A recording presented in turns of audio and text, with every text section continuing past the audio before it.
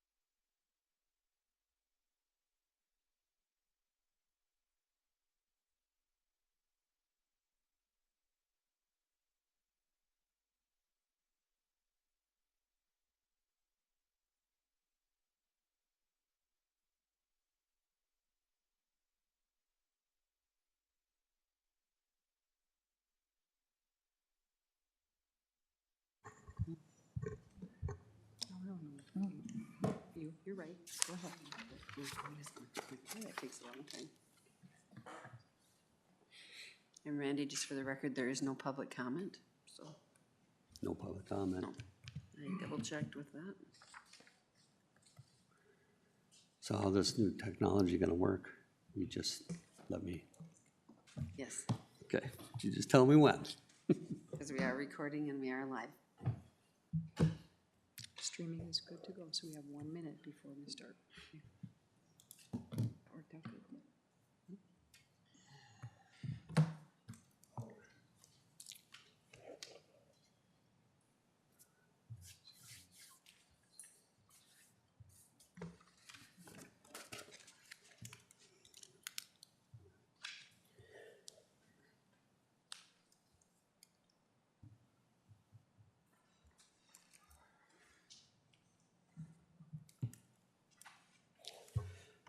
Ready?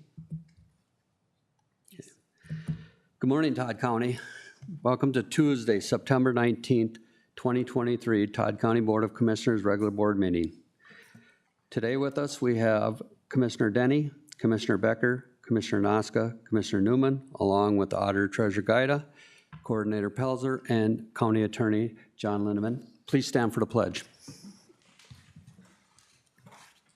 I pledge allegiance To the flag of the United States of America and to the republic for which it stands, one nation, under God, indivisible, with liberty and justice for all. Once again, good morning. As you can see, we do have some changes in the boardroom. We've upgraded our technology. So with that, is there any amendments to the agenda? I have none, Mr. Chair. Okay, if none, do we have a motion, please? So move. Motion by Becker. Do we have a second? Second. Second by Danny. Discussion. If none, all in favor signify by saying aye. Aye. Opposed? Carried. Thank you. Consent items. Today's consent items are meeting minute approval for September 5th, 2023. Accept resignation of Shanae Fortson, Administrative Assistant, 9/8/2023. Hire a part-time dispatcher, Amber Percy, start date 9/20/2023. And appoint seasonal office support specialist 2, Heidi Eaton, start date to be determined. Okay, you've heard the request. Is there a motion, please? So moved. Motion by Noska. Is there a second? Second. Second by Danny. Discussion. If none, all in favor signify by saying aye. Aye. Opposed? Carried. Thank you. Auditor Treasurer. First item I have today is to approve the commissioner warrants. Background is sent for your review. Recommendation is to approve the commissioner warrants with an ACH and a manual payment totaling in the amount of $136,583.51. Okay, you've heard the request. Is there a motion, please? So move. Motion by Becker. Is there a second? Second. Second by Noska. Discussion. If none, roll call vote. Commissioner Becker? Yes. Commissioner Noska? Yes. Commissioner Denny? Yes. Commissioner Newman? Yes. The next item I have then is the Health and Human Service Commissioner warrants. Again, background is sent for your review. Recommendation is to approve the Health and Human Service Commissioner warrants with an ACH and a manual payment totaling in the amount of $107,000 and $107,052.98. Okay, you've heard the request. Is there a motion, please? So moved. Motion by Denny. Is there a second? Second. Second by Becker. Discussion. If none, roll call. Commissioner Denny? Yes. Commissioner Becker? Yes. Commissioner Noska? Yes. Commissioner Newman? Yes. The next item I have is the Health and Human Service SSIS warrants. Background is sent for review. Recommendation is to approve the Health and Human Service SSIS warrants with an ACH and a manual payment totaling in the amount of $83,654.90. Okay, you've heard the request. Is there a motion, please? So moved. Motion by Denny. Is there a second? Second. Second by Noska. Discussion. If none, roll call vote, please. Commissioner Denny? Yes. Commissioner Noska? Yes. Commissioner Becker? Yes. Commissioner Newman? Yes. The last item I have then today is the ditch assessments for 2024. Background is the Auditor Treasurer's Office, along with the County Ditch Inspector, have been proactively working on improving the cash flow balances within Fund 40 county ditches on an annual basis, and presented assessment recommendations at the County Board work session on September 5th, 2023. Attached are the Maintenance Fund Assessments recommendation for collecting during the 2024 tax payable year. Your options are to approve the list, do not approve the list, or propose an alternative assessment. The recommendation is that the Todd County Ditch Authority approves the attached resolution for county ditch maintenance assessments for taxes payable 2024. It is a budgeted item and the financial implication is $19,560.09. Okay. You've heard the request. Is there a motion, please? So moved. Motion by Noska. Is there a second? Second. Second by Becker. Discussion. If none, all in favor signify by saying aye. Aye. Aye. Opposed? Carried. All right. Todd Wadena, Community Corrections. Good morning. Mr. Chair, members of the board, One. I am here today to give an update on the progress of our sentencing to service building. As you know, Todd Wadena Community Corrections operates the Sentence to Service program in Todd and Wadena counties. In May of 2022, the STS building shop in Eagle Bend was hit by a tornado and suffered severe damage. Then in March of 2023, the building suffered additional damage due to the weight of snow on the building. In May 2023, the building was demolished in preparation for a new replacement building at that same location. If we could take a look at that one, thank you. This aerial view shows the property that we have in Eagle Bend that sits along the corner of Main Street and 2nd Avenue Southeast. The longer building on the right is the one that was hit by the tornado and the snow weight and is no longer there. The building on the left is cold storage, and that is still there. The new building will be in the exact same location as the old one, that long building that goes from north to south. It'll be the same size, same function, a wood frame building with steel siding and steel roof. Okay. And then if we look at that second view, really the part that if we want to concentrate on, if you could just push that up a bit, Denise. Thank you. That bottom left sort of L-shaped piece is all that we'll be talking about on the very left side of the screen. So that is going to be from left to right our new shop space. And then you see the cold storage attached to it, that blank rectangular shape rectangle right above it. So the building is approximately 34 feet wide by approximately 146 feet long for about 5,000 square feet. That left corner, that section that Denise is circling, will be our vehicle maintenance, vehicle wash bay area. And what's really nice is we were able to design in two pass-through doors so that our STS crew, when they're often coming in with the trailer and having to make a tight turn, can now pass right through the building from the 2nd Avenue Southeast into our our work area out back, or vice versa, either way. And then the space right next to that is our wood shop area, woodworking shop. And right next to that is our finishing area for the projects that they worked on in the wood shop. And then to the right of that is the break room, which will also function as a meeting room.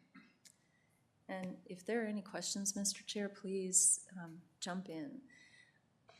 But it's the same function and size as our previous building. And if we could go to the next one. This just shows the outside views of the completed building. So the top one is the south view, that's from the alley, and the next one is the west view that's like if you're in our work area in the back and looking to the east.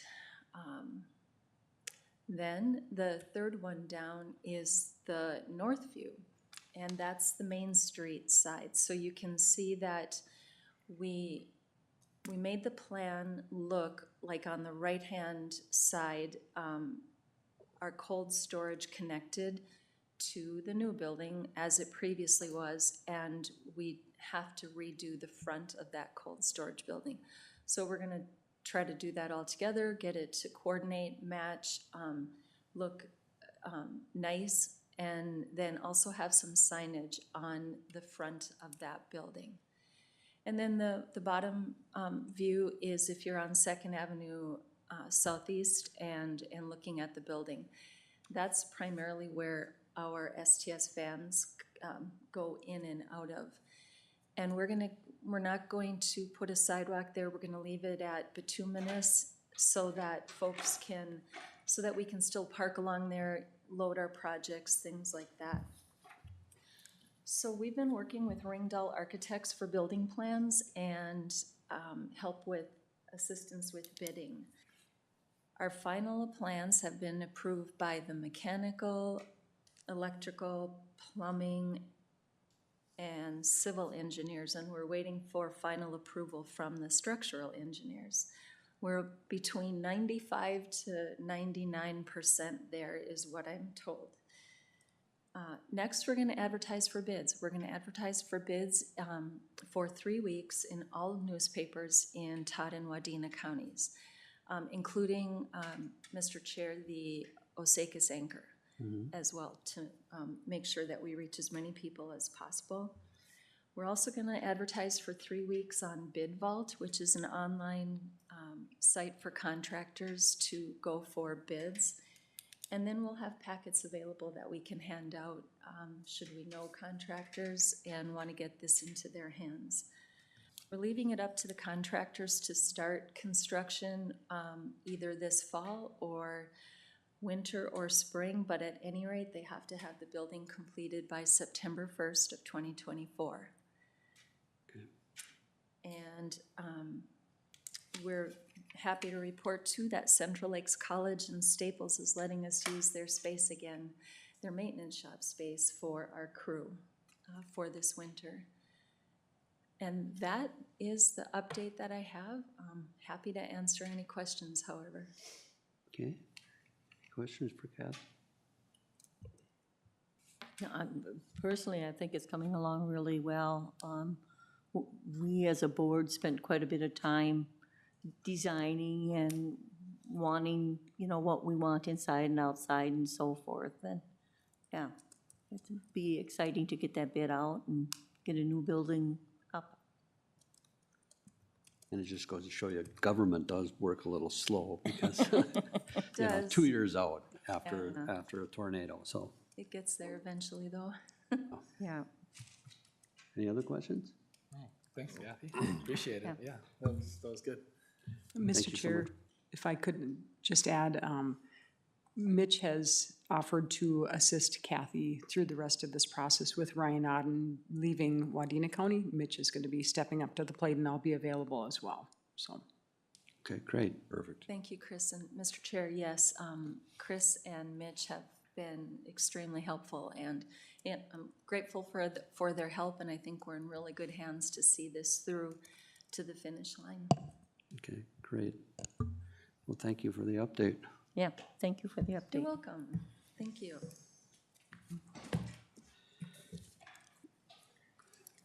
Okay, next is the cannabis ordinance first reading, public hearing. So we'll start with the public hearing. Yeah, so the agenda topic is the cannabis ordinance prohibiting use in public places and places of public accommodation. This is the first public hearing. The background is at the August 15th, 2023 meeting, the Todd County Board of Commissioners had discussion on considering an ordinance prohibiting the use of cannabis in public places and in places of public accommodation as required by law. Public hearing dates were set with the first hearing date of September 19th and the second hearing date of October 17th to gather public input on the proposed ordinance. The purpose of today's discussion is for the first public hearing. So to date, we have not received any public comment on this ordinance. I have gathered additional information just from other counties and also from reaching out to AMC on this specific ordinance. And some of the counties, the language that we have in our ordinance, some of the counties have added that public health nuisance portion of that.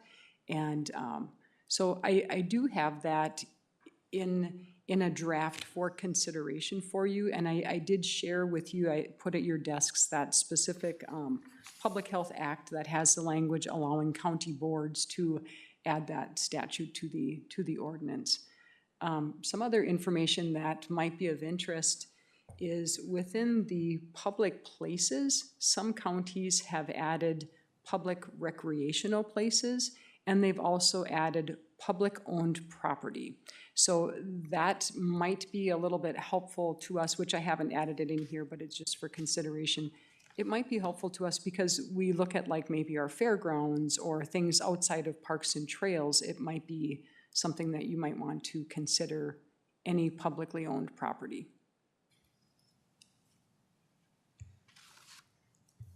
So any comment within the public today?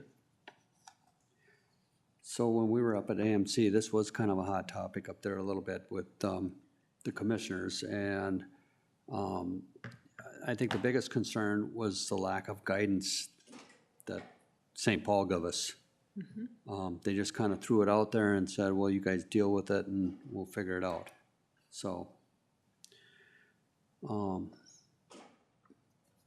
Mr. Chair, you're spot on. It has been a little bit of a challenge to try to figure out how do we navigate this. And cities are having a tough time deciding what they need to do. I think just the feedback that we've gathered so far from some of the cities is they're really looking to see what is the county going to do. And with any proposed language changes we might take today, I will be meeting with the cities to share that with them so they're aware of those potential changes. Chris, are you planning another work session with the cities again like we had before? Yes. Okay. okay.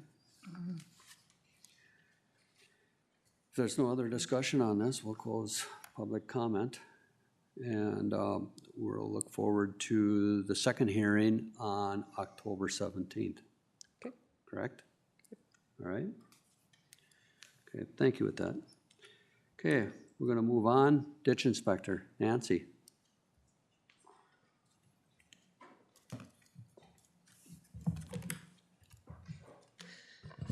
Good morning. Morning. Two agenda items. The first one is to set date and time for informational meeting for County Ditch 40. Background, the Ditch Authority needs to set a date and time for a landowner informational meeting for a minor maintenance request on this ditch. Rinky Noonan attorney Cale Van Bruggen is available October 3rd, 2023 at 6 p.m. Options are approve the date and time for the meeting or recommend a different date and time for the meeting. And the recommendation, Todd County Board of Commissioners approves the following by motion. Acting as Ditch Authority, set October 3rd, 2023 as the date for a landowner informational meeting with a start time of 6 p.m. to be held at the county boardroom, and financial implications, the County Ditch 40 assessment roll will pay for it. Okay, you've heard the request. Is there a motion, please? So moved. Motion by Noska. Do we have a second? Second. Second by Becker. Discussion. If none, all in favor signify by saying aye. Aye. Opposed? Carried. Thank you. Okay, second agenda item, Beaver Dam and Beaver Expense Authorization Update. The background, I sent the past resolution that was passed 2009, March 3rd, 2009. Options are approve the resolution, do not approve the resolution, and the recommendation that Todd County Board of Commissioners approves the following by motion. acting as drainage authority, approves the resolution outlining and updating beaver dam and beaver expense authorization for the county ditch inspector. And the financial implications is the county ditch assessment rolls. Okay, you've heard the request.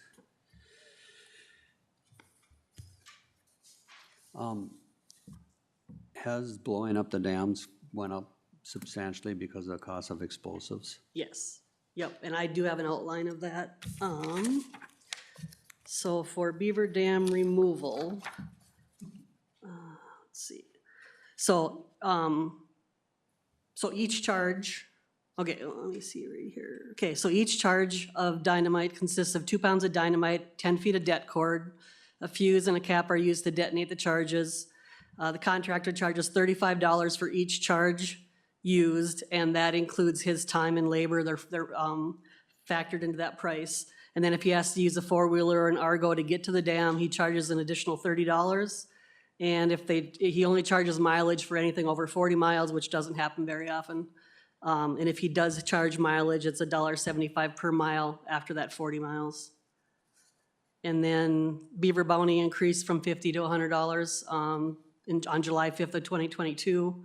And then there were things that were in that original resolution that she didn't, it was actually Karen Bush that wrote this resolution, didn't address beaver trapping expenses and didn't address looking for dams.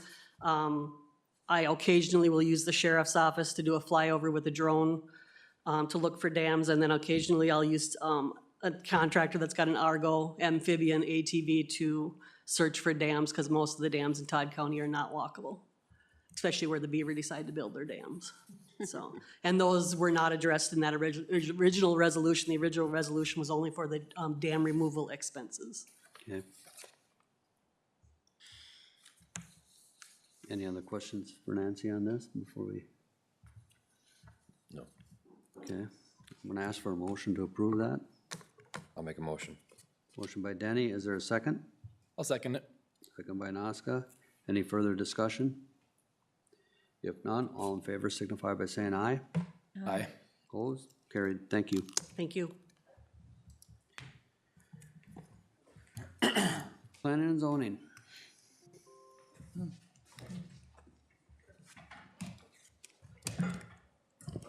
Good morning. Good morning. The first item this morning is Linwood Cabins preliminary plat. This is an application to establish a 9-lot residential plan unit development on parcel 10-001490 in Gordon Township. This was submitted on August 9th. It was reviewed by the Planning Commission during the September 5th public hearing. And the final recommendation was, from the Planning Commission, was to approve the preliminary plat with the conditions below.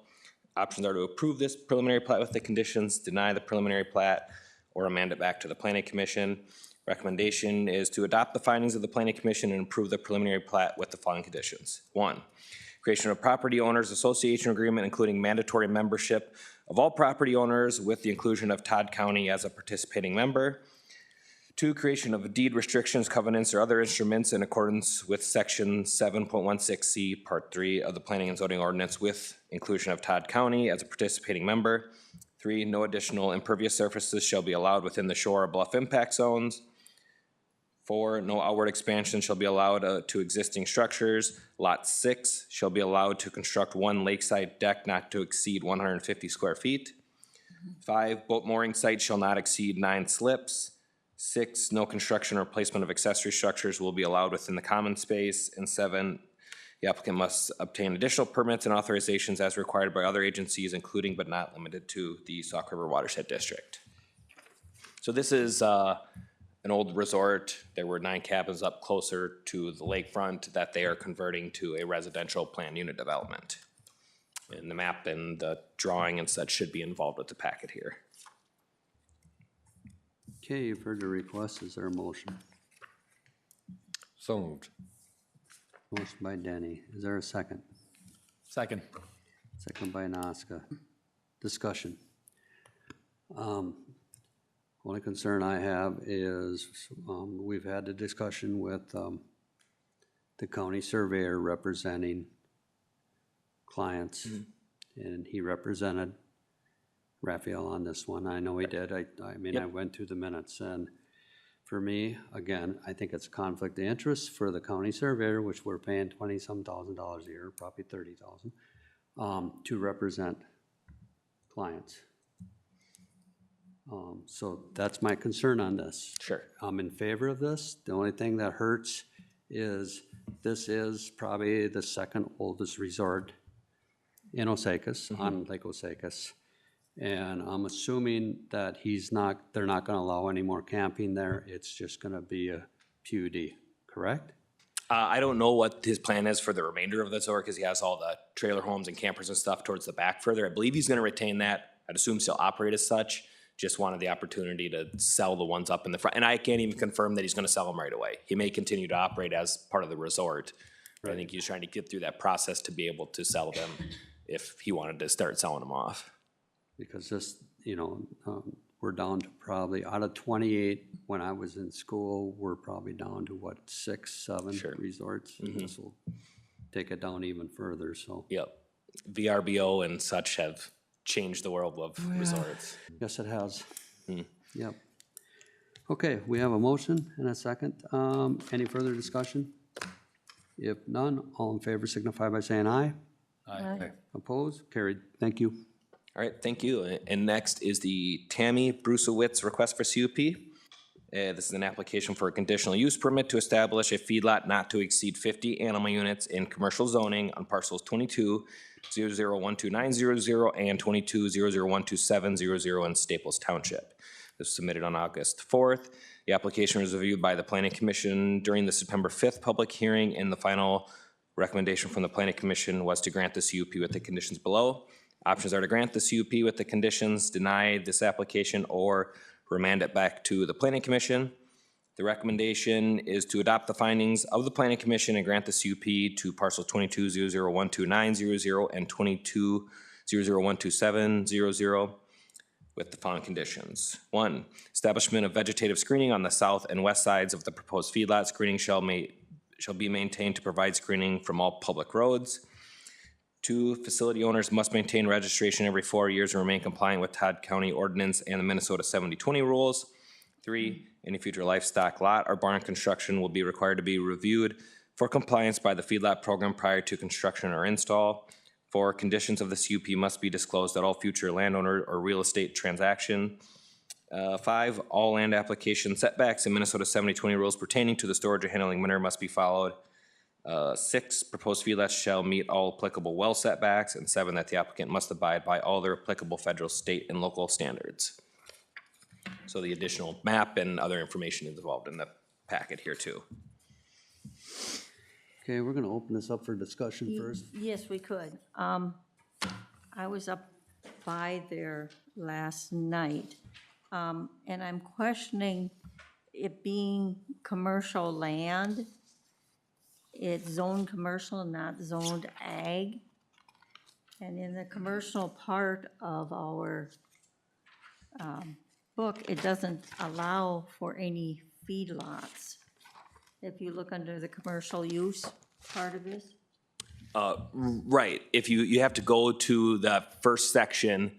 Under ag. Under ag uses, and it says in commercial zoning that feedlots up to 50 animal units are allowed as a conditional use. Then I also got the maps where you did your measurements. Yep.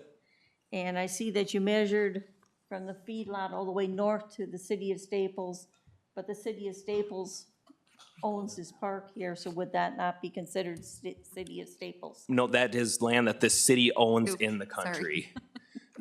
So we're measuring to that, I think it's a yellow boundary for the actual city limits. So with that, Mr. Chair, I would recommend this going back to planning and zoning. I really question the use of it for a feedlot. Okay, so if I understand correctly, sorry, Mr. Chair, if I understand correctly, to bring it back to the Planning Commission for another review to confirm setbacks? That's Right. correct. And to also confirm that use of that in commercial uses. Okay.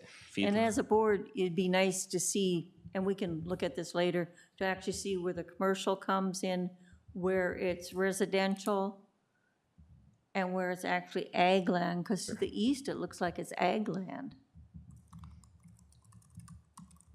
I believe the neighboring zoning district is R2, if I remember Residential. I think correctly. it- Yep, And then residential, it doesn't allow for a No, it doesn't feedlot at allow all. feedlots right. at all. But commercial, yeah, commercial would, but we can confirm those things. Yeah.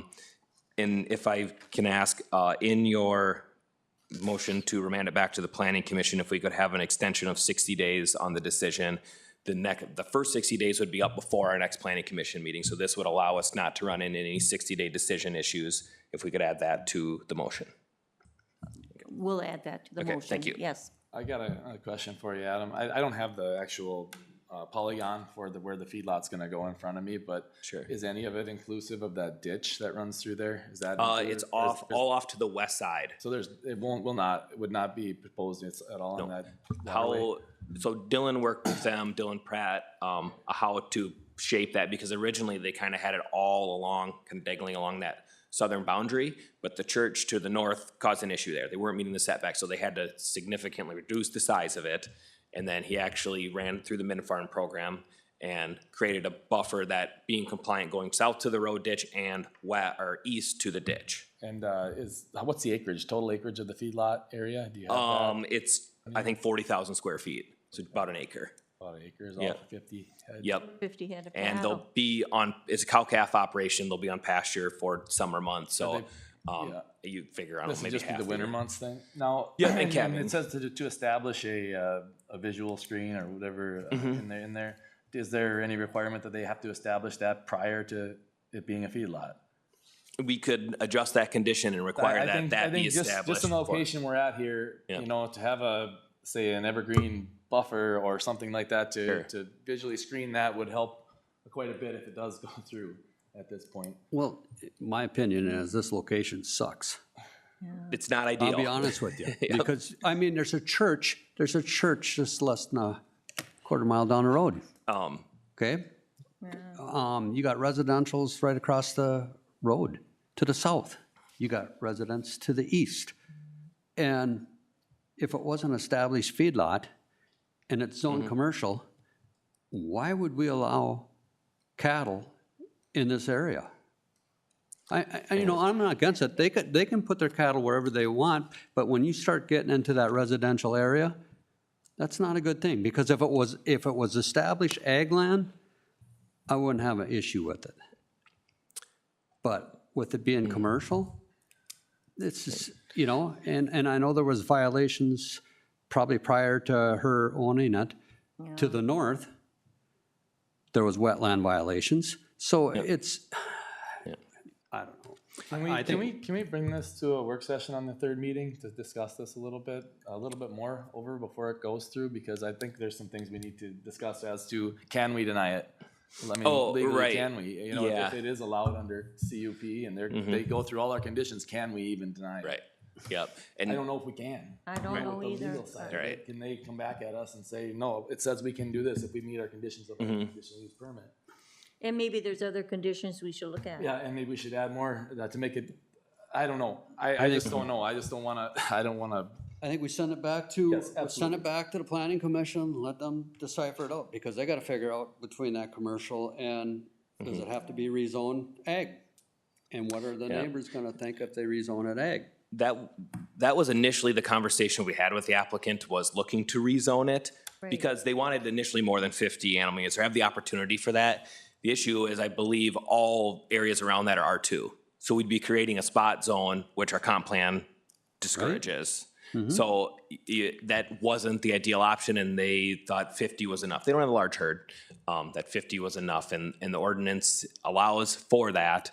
But both you, Commissioner Newman and Commissioner Noska, raised good points that maybe it's time to look at our feedlot ordinance then, because it does allow for commercial, and we do not have a setback requirement to residences for feedlots. And we do have a setback requirement to churches of 300 feet, which this is just meeting it, which is the reason it's probably a half to a third of the size it originally was planned to be. But if that's not enough, that requires ordinance amendments. and maybe it's something we look at as to, inside commercial, that feedlot, if we do allow it by CUP, it has to have so much acreage or something, so they actually have some more buffers they can put around it, rather than, an acre feedlot right on the corner of 7 and 210 is, That's, that's something that everyone sees. Yeah. Yep. With Okay. 50 units. Yeah.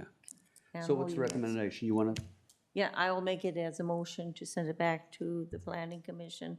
okay, we have, And you said you wanted to With add, with the 60-day extension With the to 60-day the application extension. deadline, yep. okay, we have a motion by Becker. Is there a second? I'd like to second, but I'd like to also add that, they should take into consideration the actual visual screen. That it should be, if it does go through, they need to put that as a condition. It has to be established before the Well, thing goes up. And we'll probably have to add that once it comes back to us. okay. Yeah, But I'll second it then. okay. Any further discussion?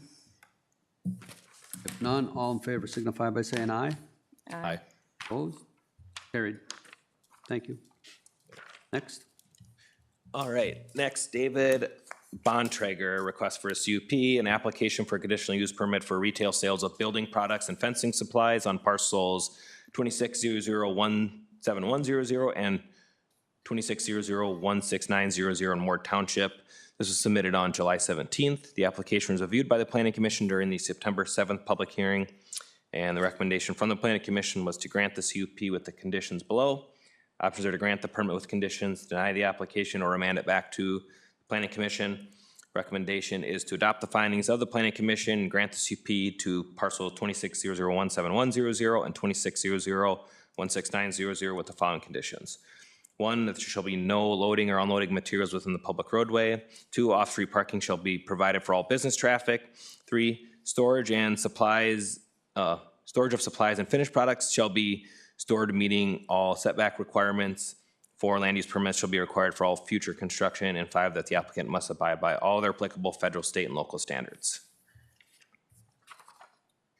Okay, you've heard the request. Is there a motion? So moved. Motion by Denny. Is there a second? Second. Second by Noska. Discussion. If none, all in favor signify by saying aye. Aye. Aye. Opposed? Carried. Thank you. Okay, next, Sauk River Watershed Fiscal Agent Agreement. The Sauk River Watershed Collaborative Fiscal Agent Agreement is being revised to allow for Stearns County as the fiscal agent to accept additional grant opportunities. In this process, partners are being asked to review the agreement and sign if they wish to have the opportunity to access funds. Options are to sign this fiscal agent agreement or do not sign. The recommendation is to approve the fiscal agent agreement as presented and sign. This was at the work session last meeting, so just bringing it back to get approval and signature. Okay, for the request, is there a motion, please? Is there a motion, please? So moved. Motion by Noska. Is there a second? second. Second by Becker. Discussion. If none, all in favor signify by saying aye. Aye. Opposed? Carried. Thank you. Okay, and then on to soil and water here, the purchase of the tree planter. Todd Soil and Water Conservation District has been presented with the opportunity to receive a tree planter from DNR as part of the grant project. Because the SWCD does not own equipment, Todd County would need to own the tree planter. The tree planter will be received at no cost to the county. Options are to approve the purchase of a tree planter at no cost or do not approve. The recommendation would be approval of the purchase of a tree planter, which isn't really a purchase, but from DNR at no cost to Todd County or the Soil and Water Conservation District. And I believe the draft agreement was attached here for review. There was questions about the umbrella coverage there, and there may be some editing on that front just to make sure we have everything covered, but not having more than what we need. John's reviewed this a number of times with Deja too, so I don't know what other questions you might have for myself or John, but just looking for the approval to proceed with getting the tree planter purchased. Mr. Chair, I can add that the $1 million umbrella policy that I proposed and included in this first draft is, I would say, aspirational, looking at other such agreements in the area. None of them require that. And Deja talked with some local insurance agents. They said farmers around here who have umbrella type coverage, it's not nearly $1 million in most cases. So if the board is okay with it, I think all of the other language that we have in here, which indemnifies the county due to any damages or misuse might be enough without that insurance policy, so, but I would leave that to the board. Okay, thank you.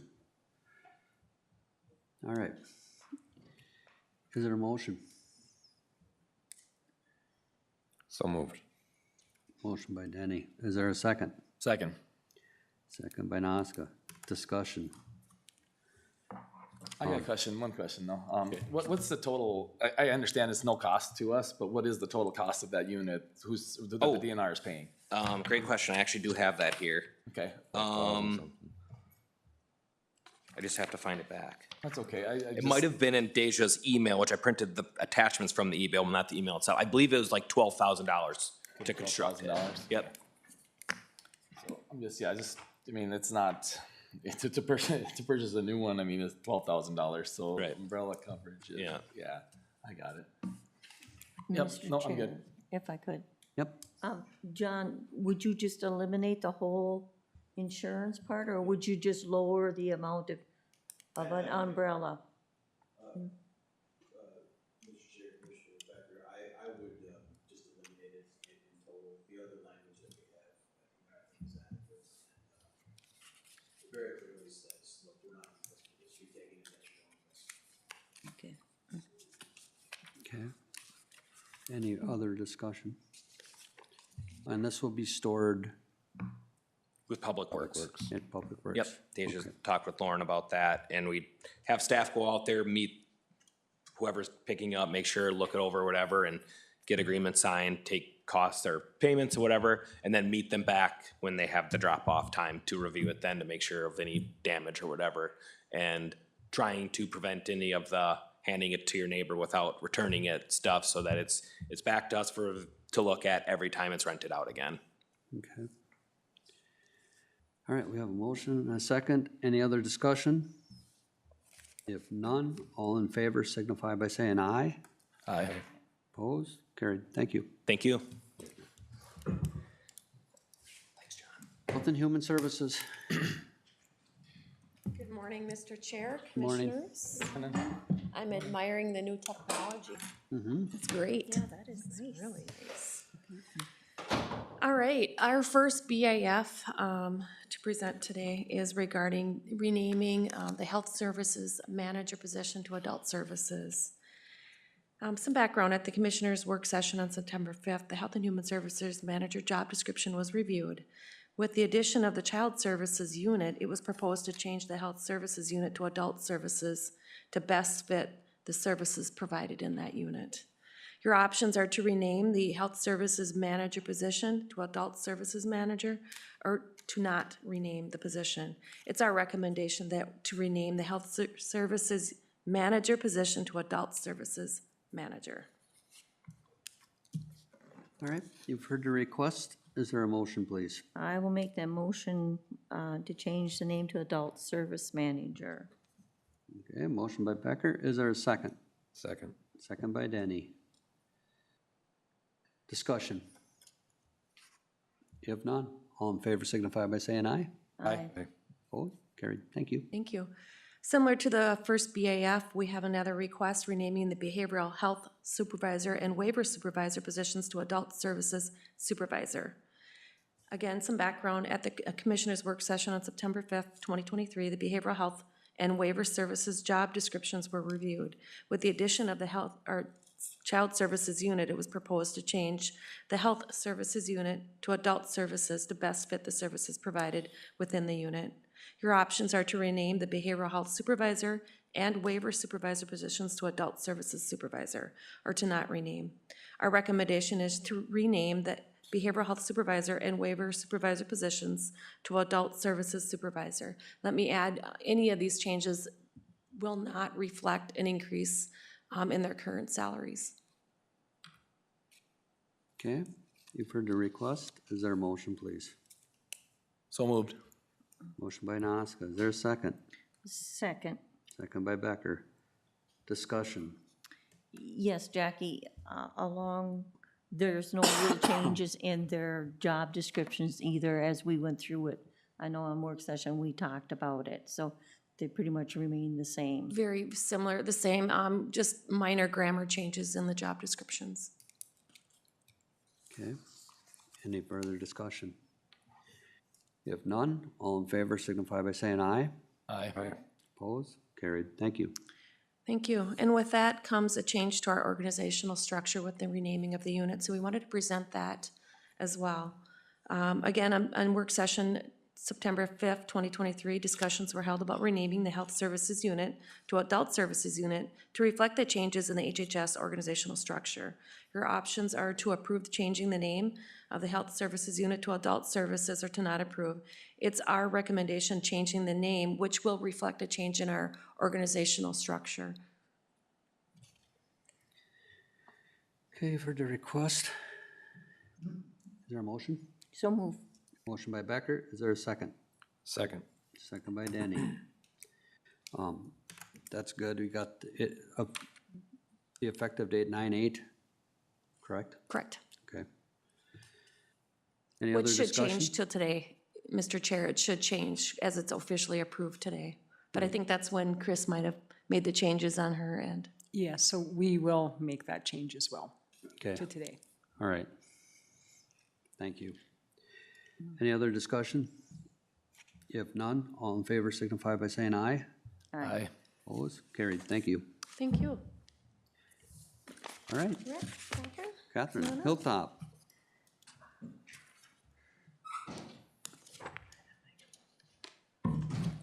Morning, everybody.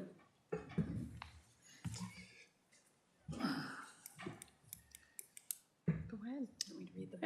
Good morning, everyone. Thank you for coming. We have Rick Hest here, the president of Hilltop Regional Kitchen, to provide an update. Thank you for the opportunity this morning to provide that update. I am the current president and have been lucky to have a couple of other people on our board of, official board. Catherine is one, Pastor Callie Christensen is the other. We have an advisory board that meets monthly. Garrett Kneisel, former commissioner, has been on that advisory committee for many years and has agreed to stay on that. And we are very honored that Commissioner Denny has agreed to also be a part of our advisory. Several of you have heard me speak about Hilltop Regional Kitchen before, but not everybody has. So I'm going to go back just a little bit. Prior to about 20 years ago, each community took it upon themselves to provide Meals on Wheels to the seniors in their own town. And that model worked for many, many years. For varieties of reasons in our area, many of them began to close. So by 2015, we, meaning the Eagle Bend Senior Center Kitchen, had agreed to provide those 4,000 to 5,000 meals a month out of a very old, very outdated, very worn senior center in Eagle Bend.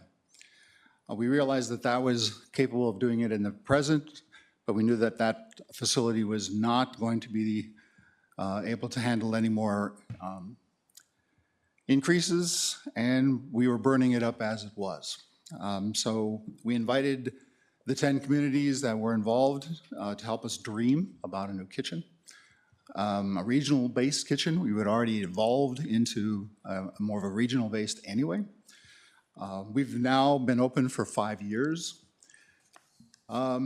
Several of you have been to our facility. Some of you have been there just recently. But you have an open invitation to come anytime. I'd love to give you a tour if you have not had a chance to do so. We are very proud of this regional-based kitchen that our 10 communities have created. At the time that we began remodeling the old Eagle Bend shop, we spent time with the Initiative Foundation and others to help us set our goals for the future. We had no idea what that future was actually going to bring. We imagined at the time continuing to say yes to things like senior Meals on Wheels. But overall, we created the kitchen to produce up to 100,000 meals, and we anticipated that was going to take 10 years. Little did we know that 4 years later, we were already going to be producing over 100,000 meals per year. That is because Lutheran Social Services, LSS, our partner in the production of the meals, realized they had a place now to, sorry. So there's several things that caused that number to spike so much, and they saw our new production kitchen as being one of the places to help provide those needs. One was COVID. Many of you know about the drop program that we were asked to be a part of, and we turned many thousands of drop meals coming out of our kitchen. Again, a program we never even thought we would be doing.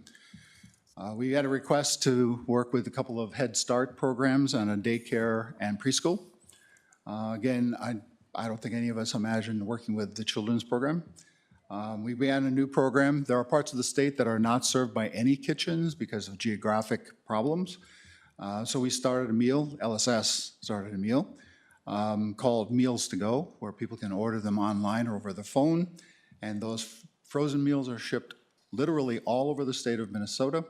I think there was 2,300 of them that went out last week, ready to be dropped at their door by Speedy right now and be ready for going into a microwave or oven to provide that nutritional meal. We are part of a project to send meals home at discharge from hospitals. Right now we're only working with one hospital, but the program has proven itself. We know how difficult it can be to go home in a discharge food shortage situation. Anyway, fast forward to 2023. Since January 1st of this year, we have been able to produce 112,000 meals in the 8 months that have occurred already. That's an average of a little over 14,000 meals per month. We, down in the senior center in the building that we no longer own, we had 4 employees. There are now 23 full or part-time employees. We have already remodeled more space than we started with because of the need for more storage and an additional 10 by 16 walk-in freezer. If you come there any day between 6 a.m. and 2 p.m. in the afternoon, I guarantee you will find it is a very, very busy place. We've been blessed with incredible area-wide support, civic groups such as Lions and Rotaries and all the different groups, churches, small foundations.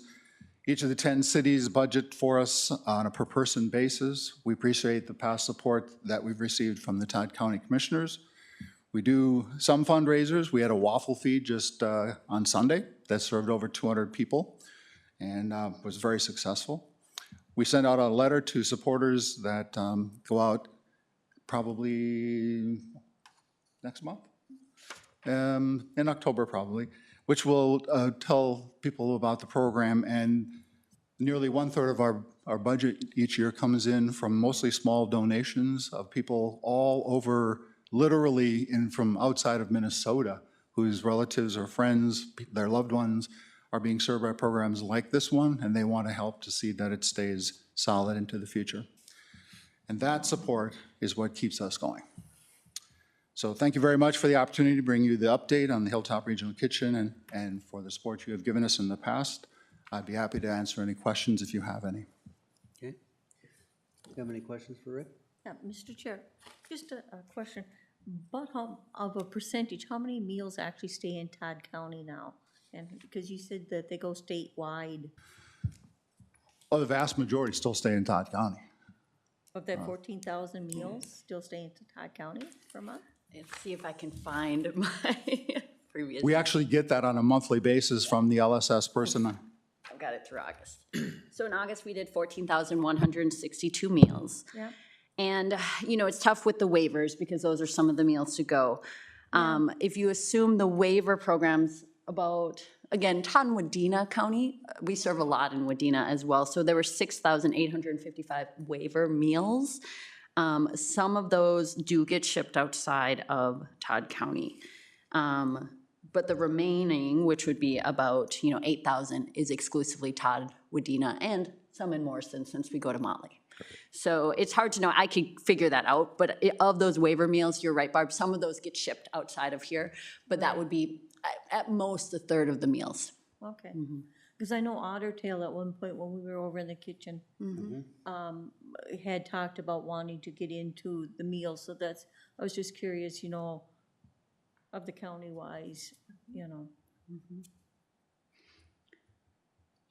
And again, I mean, Hilltop has served areas that aren't served by any other kitchen at this point. We're not And that's what you had competitive, we're said just, right. earlier. Absolutely. So again, it's any agency that has their own kitchen. LSS has regions, areas that they serve, you know, it's same as NSI and other areas. So they don't overlap. And that has to do with the funding through CMCOA, of course, and State Board on Aging funding, that they make sure they don't overlap in any of those, you know, line items. So our region basically is within Central Minnesota Council on Aging. And I think the question that was brought up when we were up there in Eagle Bend was Otter Tail, which is in Land of Dancing Sky, which is another regional area. So, and there's something about the boundaries of going into another region. So, They'd have to have some type of agreement if they wanted to work across. But I believe, if I recall, Lori, right, had said that LSS serves that region as well. yes, I think so. Yeah. Okay. Any other questions for Rick on that? We'll move to the next item, which is the funding. No question. All right, our BAF presented today is to approve the 2024 Hilltop Regional Kitchen donation. Some background. Hilltop Regional Kitchen has requested an annual donation in the amount of $7,000 to support its operations. In 2022, the Hilltop Regional Kitchen produced over 21,000 meals. I'm sorry, 121,000. The Hilltop Regional Kitchen, along with Lutheran Social Service, continues to respond to the increased meal demand by providing meals to all residents in need through Meals on Wheels, shipped frozen meals via the Meals to Go program, congregate dining, hospital discharge meals, and local catering to Head Starts and daycares. Your options are to approve the 2024 donation to the Hilltop Regional Kitchen or to not approve the 2024 donation to the Hilltop Regional Kitchen. It's our recommendation that we approve the 2024 donation to the Hilltop Regional Kitchen. Funding source is public health, and it would be of $7,000. It's already included in the budget. Right. It has been, that's been the source for years. Okay, you've heard the request. Is there a motion, please? So moved. Motion by Danny. Is there a second? Second. Second by Nazca. Discussion. I would say that if there would be an increase on this, come in next year, July, August, before the board sets the preliminary levy, which would help. You know what I'm saying? Yep. That's something the board needs to look at as far as whether it's Initiative Foundation, Hilltop Kitchen, whatever, we need to get them in sooner before we set that levy, so, Perfect. okay, Certainly. all right. Any other discussion on this? No, I feel like it's a great use of the Yeah. money. I mean, 121,000 meals is a heck of a Yep. service you guys are providing, so. Thank you. And Mr. Chairman, may I say, I mean, look at what the kitchen employs for our community members as well. So it offers a lot of employment. Yeah. All right, with that, no more discussion. All in favor signify by saying aye. Aye. Aye. Opposed? Carried. Thank you. Thank you.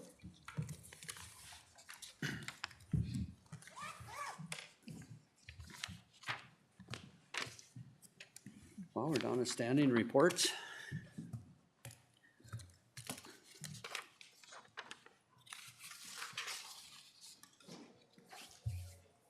Under treasure. Yes, we have election update. We have it posted to the county webpage. Because there's so many, school elections going on this fall, we thought it would be good to put a spot on the web. Breville School District's having a building referendum. Melrose School is having fill a school board vacancy. Osakis is having 2 building referendum questions. Wadena Deer Creek is having a per pupil referendum question as well as a building referendum question. And then here at the county, we have the Todd County Commissioner District 3 vacancy to fill. Because of this being an odd year, the locations for voting and absentee, which is early voting, may be different than usual, and that's why we posted a color-coded guide out on the web for people to go look at. Absentee voting does open this Friday for all elections, And the Auditor Treasurer's Office will be issuing absentee ballots only for Breville School District and Commissioner District 3. The other ones will handle their own absentee voting, but we will be taking on those. Well, of course, we would do the county one, but Breville School has also asked us to take on their AB. So Okay. we'll be handling those absentee applications. Other things is tax collection has increased. We're seeing a lot more mail and counter traffic is picked up. And then at the end of the week, I'll be going to Brainerd for my Northern Region Mako Fall Conference. So I'll be gone Thursday and Friday. Other than that, that's all I have to report. Denise, just for clarification, Mr. Chair, if I could, your Burrillville school, your ballots, they can pick them up here or in Burrillville, or they gotta come here to pick them up? They can request them online Okay, and they go through our office to get applications To to get get the for- ballot. Because we're going to be their absentee ballot board.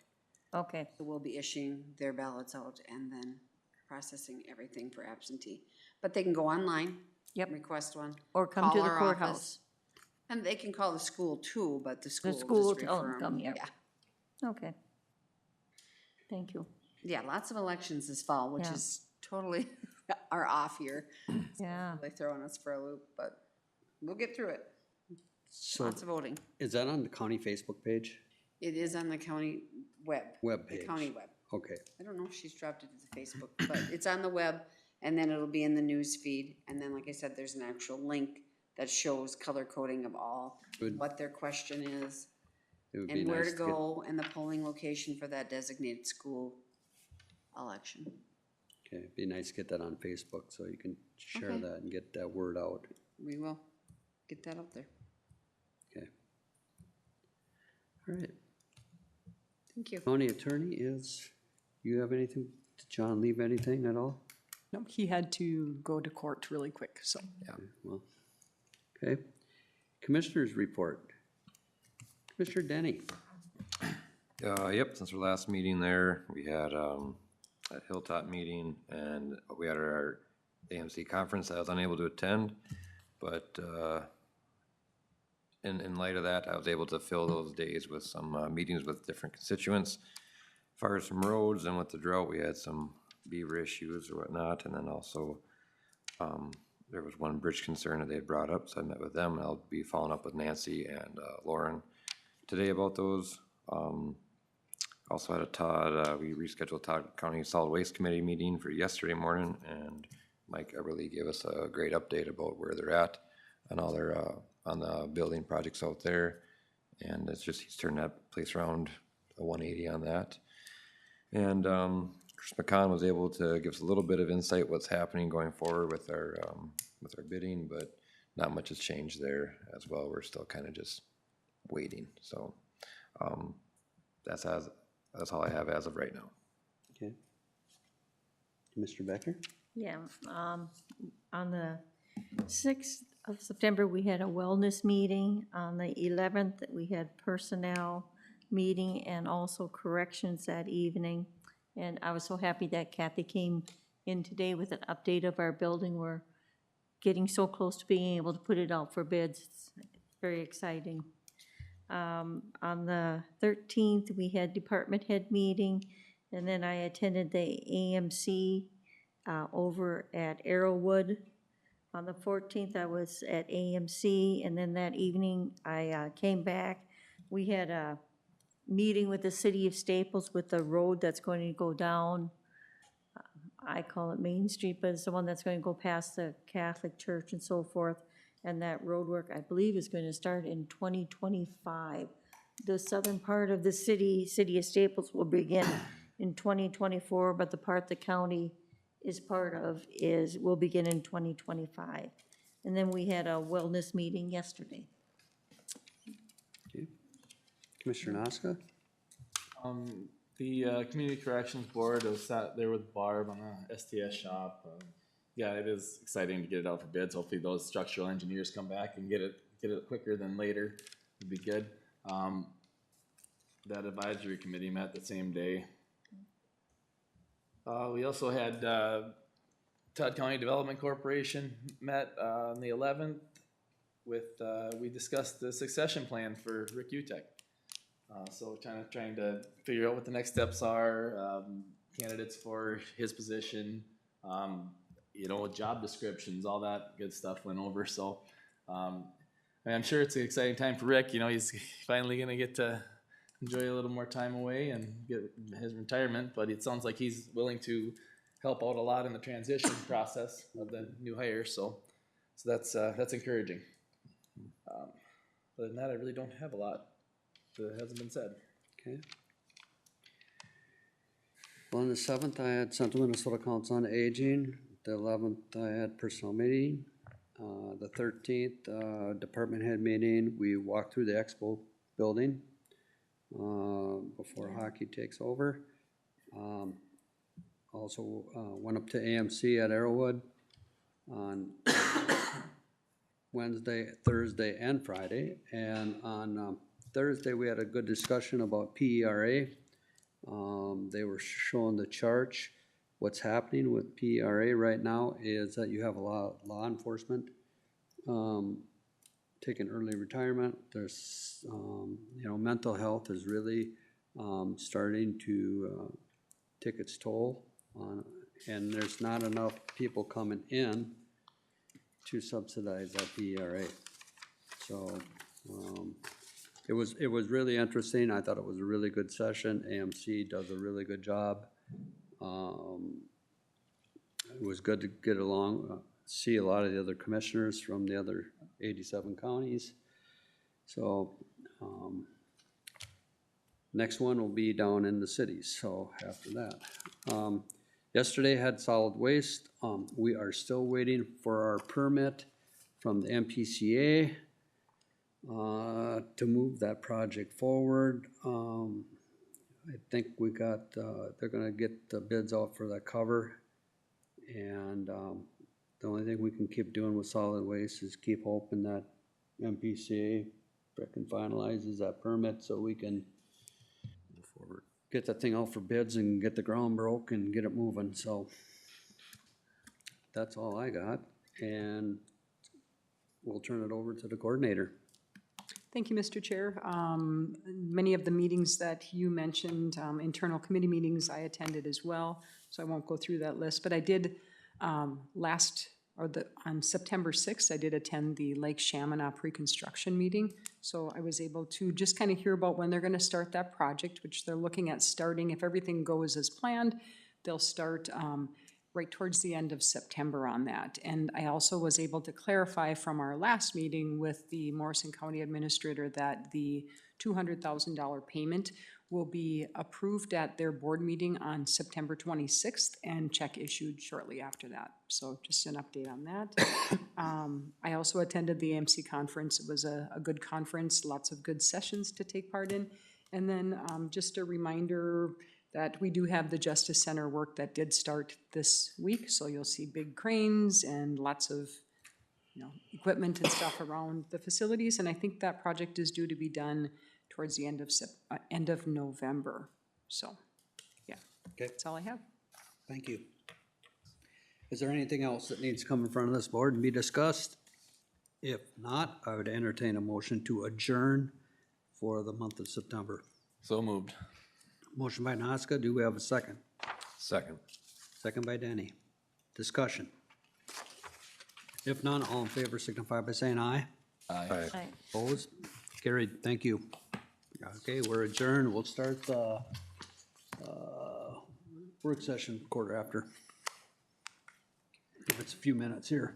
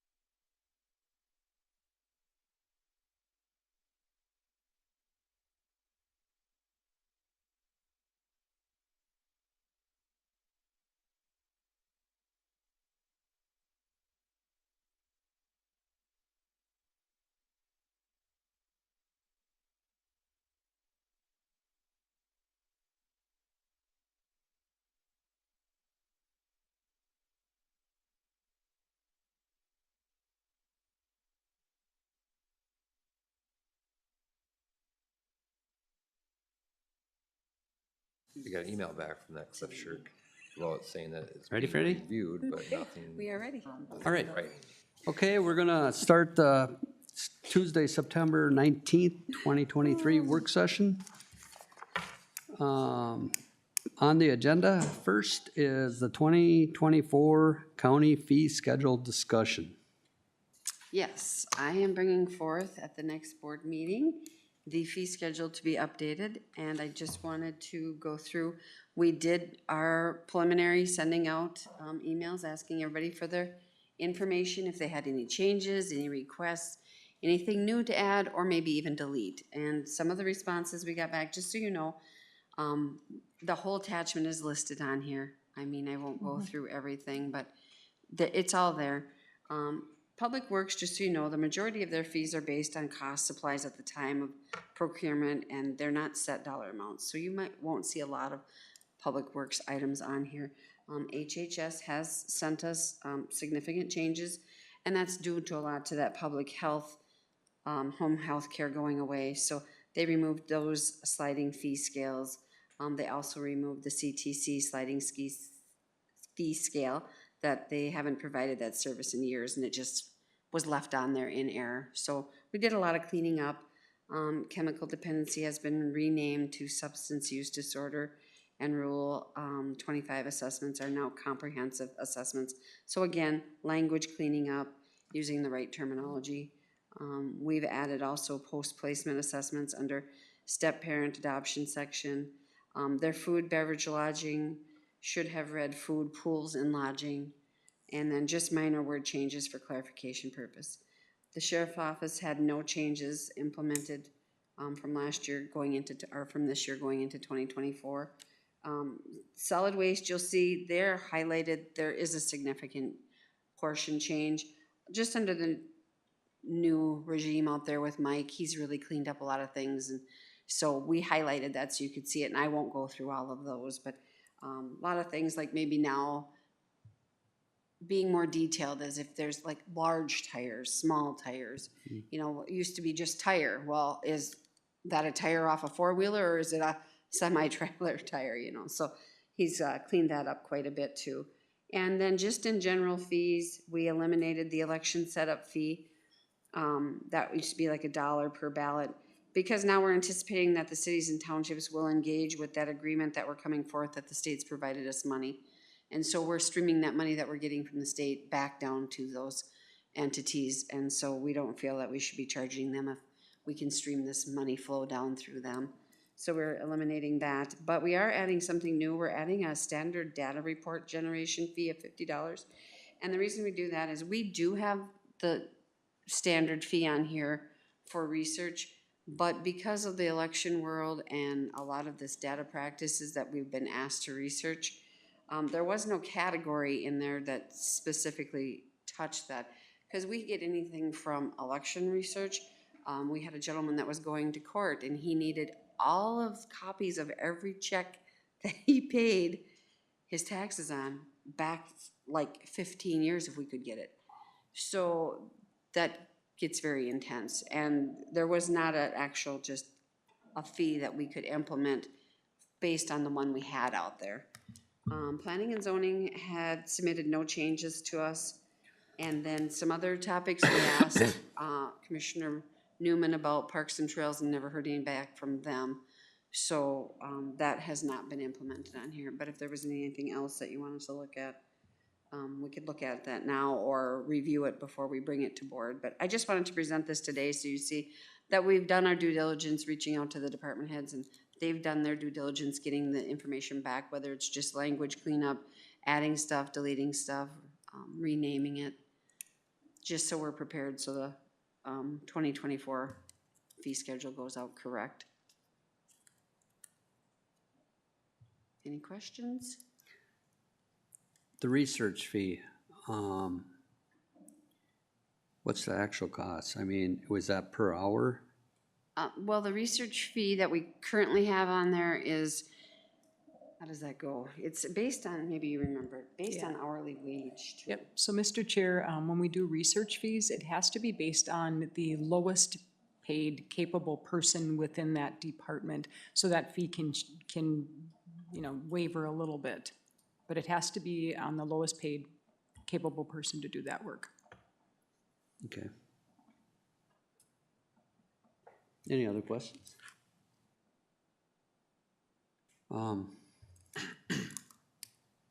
I did comment on that Parks and Trails one because Commissioner Newman and I did have a conversation. Until we figure out what is going to be implemented out there, it's kind of hard to enact that, so that might be something we have to do additionally beyond this fee schedule, because you might be setting up rental fees or Right. different type of fees out there that aren't the same as on here, And we might have to wait till 2025. till something's actually Yeah, till established we out get- there with your board, right? Because it's really hard right now to say, because I just had somebody call to reserve it for a wedding, Yeah. and it's like October 29th, and which is, Yeah. yeah, but Has to be a anyways. little more organized on that end, so they have like a calendar. And what do you tell her? Because, and it's like, okay, where do I send a check? Well, I don't want to, Exactly, yeah, right. okay. So we'll have to do more work with the Parks and Trail Board and our office to get them set up somehow to have a sliding scale so they know what they should be charging. Right. What they can charge. Okay. Mr. Chair, Denise, I see that winter storage, October through May, at $100 per item. What does the Ag Society charge out there? Do you know, are we close to what they're charging or not? I did visit with Deb last fall when Okay. she was having her people come and put stuff. I think they charge per foot of whatever they're bringing in there. I think you're right. I don't know that that's always a good case, because I don't know who's responsible if something happens, because I seen how neat and organized our shed is, because it's just lined up and there's only certain amount we put in there. That one in there is jam-packed and could be very dangerous for people putting in and out, because I wouldn't want somebody to crash into somebody's camper or $80,000 pontoon and then be responsible for it. So I know Mitch does a very good job in the custodial team of accommodating how many can fit in ours that we rent. And so And this is the 4-H building part of it, that is correct? correct, yeah. And there is still stuff in there, so there's not, I mean, Yeah, they've got their and- big glass Yeah, cabinets and and then do they've got, you also do anything under the grandstand? no, You do not? No. You just use that one building? just that one building. Mhm. And there's only a set number amount that go in there, and Mitch keeps a rotating list. If somebody goes off, then he takes a new Usually one it's on. the same people. It's the same you're- people. you're- Mhm. Okay. They've been renting for years, but they've Yeah. it's just the first come, first serve, and they've been on there, and so. Okay. The only other question I would have is if I go on the county website, and for the most people, do we have it just listed as Todd County fee schedule? This Or is out it there, within, yes. or is it within the departments? You know what I'm saying? If you want to look up solid waste and find out what you got to cost for a TV, okay, I had to do some serious searching to get that pulled up, and I think I went to solid waste, well then, the old one come up, and then another old one come up, and then it's like, okay, which one? Oh, there's a third one. So, it's not, I do know that the county webpage, like even for our division, your division should be maintaining that and letting MIS know this, because I know we didn't have some financials out there one year because we had gotten so backlogged with not having staff.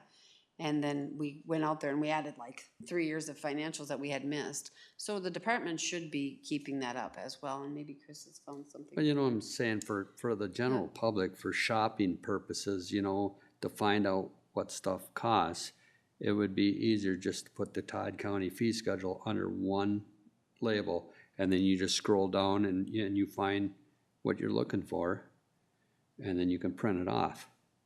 So, you know what I'm saying? Yep. Because, I'll be honest with you, our website is kind of hard to navigate. It really is, so.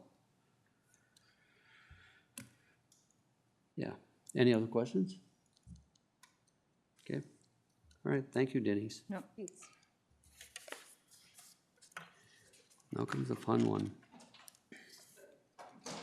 Class and comp study. Let me see if I can get rid of the camera. Well, no, that's fine. Thank you, Mr. Chair. So as part of our class and comp study and kind of in preparation for the data gathering that we're doing, we are looking at our comparable counties list. And this comparable counties list will be the list that we reach out to for salary data and for benefits data and other data that we want to use for our study. So in the past, we have had up to 20 counties as part of our comparables. In working with Gallagher, our class and comp study vendor that we're using, they have asked that we use 25 counties. And the reason why they've asked for 25 is because the return rate on responses to the survey tend to be pretty low. So they are hoping that we would get a 25% response on this. My goal is that we get at least a 50% response, and I will be soliciting each one of these counties for their data ahead of time, just asking them to please participate. So when we look at comparable counties and we try to figure out what that criteria might be, I try to just maybe pull this down or shrink it down a little bit. Some of the things that we compare ourselves to with other counties, the kind of the first and foremost that we use is the population. So in this very first, second column that we have here, we have the population listed. And then other things that we have looked at in the past is who is contiguous to us, so who are our surrounding kind of touching counties. And then we've used our Region 5 counties. Beyond that, I'm not sure what this county board has used for comparables, or if they've maybe just relied on the class and comp vendor to pull those. But just to kind of walk through this, if we would look at how we compare in population to these 25 counties, you can see that we are landing right in the middle. So that's a fair comparison. Contiguous counties, I won't sort that because we just have the asterisks here for those who actually touch our borders. And then we have asterisks for our Region 5.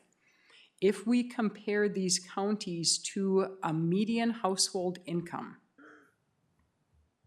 you can see that we end up kind of on the lower end for the median household income in our total comparison list, but we're not like off the charts completely. If we look at the taxable market value, we kind of land in that same spot. And with our tax capacity, kind of stay within that same region, and our tax rate, we land more towards the bottom of the spectrum. If we look at certified levy, we again land in the middle. So that might be a nice comparison for us to use when we try to use comparison counties or try to figure out who they are. One of the things we could consider is our actual county size, how many square miles. And if we look at that, we're kind of close to the middle still with that. Land values, how we compare to these counties. Our land values are a little bit lower, but if we look at our building values, we end up in the middle again with these same counties. And then we have a land building ratio, and that keeps us kind of in the middle. I'm sharing this with you because in speaking with other counties, they typically fall to what we have, which is population-based and our contiguous counties. Because if I am in a position here and I'm going to look at employment elsewhere, I'm probably going to look at something within a few mile radius, not too far away. So that makes sense, but there might be other things that you want to consider when we look at comparable counties. So that's why we're having this discussion. With this list of counties, just to kind of show you geographically what this looks like. So we're getting a really good mix of that central county picture, but a lot of our population base puts us down here at the bottom with these smaller counties. And they've got the same population base, they're smaller in their size, And just to kind of determine, is that a good comparison for us to look at? Mr. Chair, if I could, Chris, right away when you look at the map, you look, everything is to the south of us. Is there any counties further north of us that would fit in that? Well, these are all showing up because of their population. Because just strictly the Strictly population. population. Yep. So Yeah. how about, like, net income would, We can take a look at how that might change this picture. But if it's important to the board to look at population, but also maybe as equal to look at what's more around our area, maybe we take those lowest population counties off and we add in a couple of counties to fill in these blanks. Like to Aiken County would, I think that's been our economic region 5 county, so we could look at adding Aiken County in, just to fill in some of these blanks.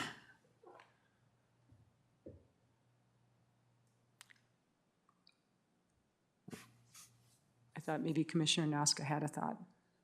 You seem like you were gonna say something. Nah, well, it does look like you said, these ones are outliers on the bottom. They don't necessarily represent our land values either, what they have down there, so. I think you'd be better off adding something like Aiken and Grant County and Benton County or something like that, fill in the gaps on the geographic region more than the population based. I would like to see it, excuse me, but also on the income, Well, and you're gonna look at the population base here, if it's a huge ag county, there's a farm and 3,000 acres. Yeah. That farm doesn't have a whole lot of occupants on it, Right. so it doesn't really represent what we have here. Mr. Chair, if I may just share that we did briefly talk about this at department head meeting, and I think one of the requests actually from chair and vice chair was to get some input from the department heads out of respect for the board. Typically, we bring those things to work session, share them with the board, and then we go dig a little deeper and check with the department heads, and I guess I'm kind of looking to see if that's a good direction to go. Jackie? Can we ask when their most recent comprehensive survey was completed?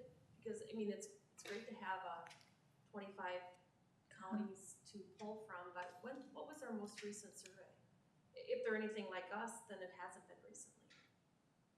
Yeah, that will be a little bit tough to find that out pre-survey, because we'd want to know that before we actually send out the survey, right.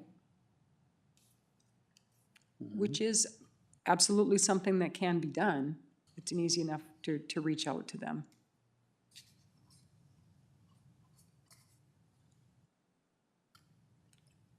But if it does make more sense to fill in these blanks, I know that Aiken would be a fair comparison to us. I know that Grant would be a fair comparison to us, so we could fill in those blanks.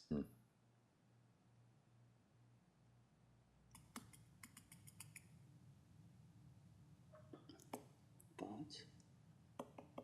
It'd be excuse me, Mr. Chair, but it'd be interesting to see how it, like Norman even, County, how that adjusts our, does it change us or does it not change us where we're sitting?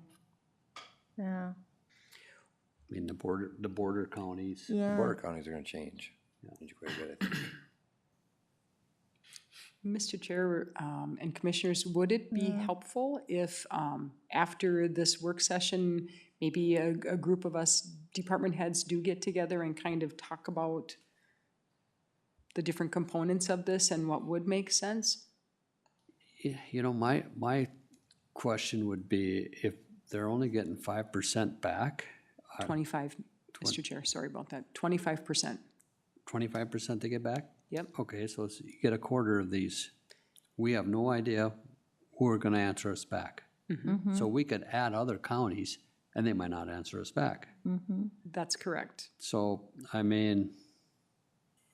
I am going to do my very due diligence with this, which is to reach out to these counties beforehand, once we decide who our comparables are, and ask them, let them know they're gonna be getting a survey and ask them to please participate. And then after they get the survey, I'm gonna remind them to please complete the survey. And I do think that will help, that'll go a long way, and we could get up to 50%, I would guess.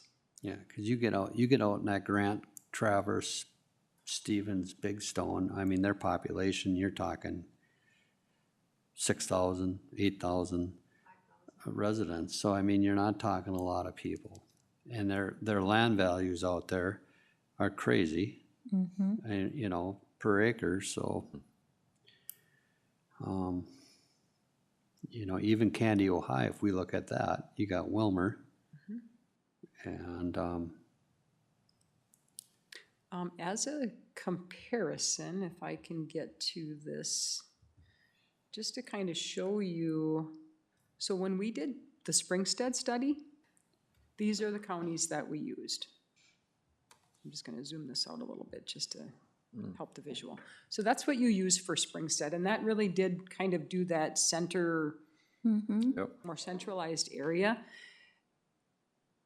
And some will feel that is the correct way to do it, and some will feel, and I do remember that some were like, that those don't make a whole lot of sense because of like things that you said, Mr. Chair, like your tax base or land values. You get Otter Tails and your Stearns, it's, you know.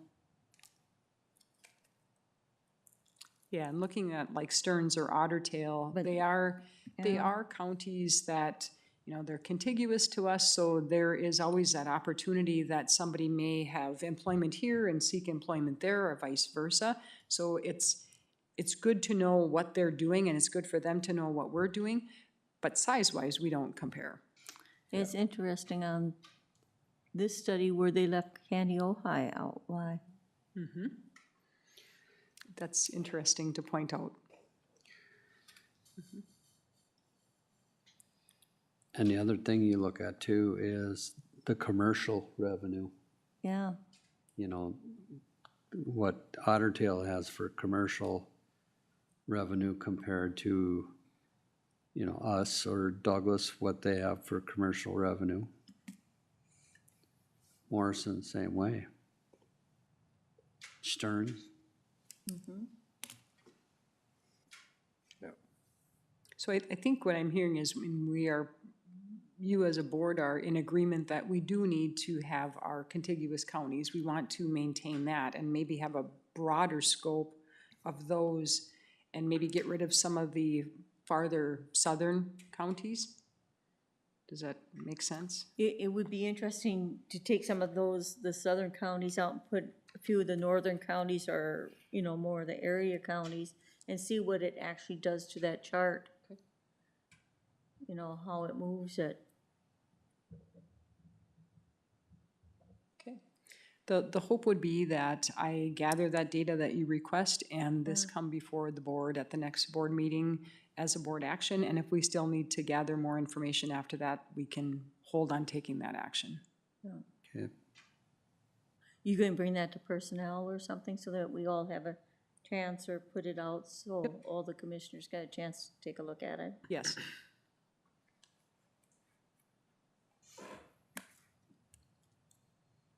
You know, that's the thing, you know, it's 87 counties, we're all unique.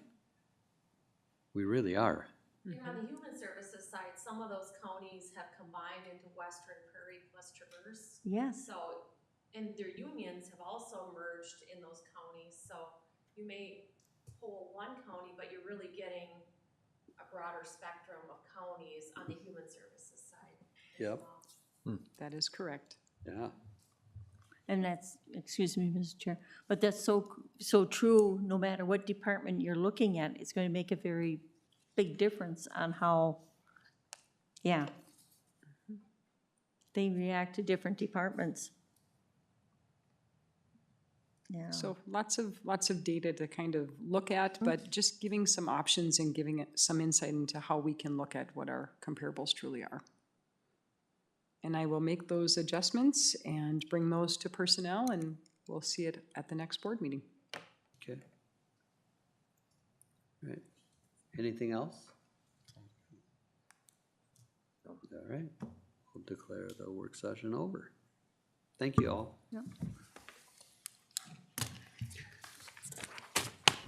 These things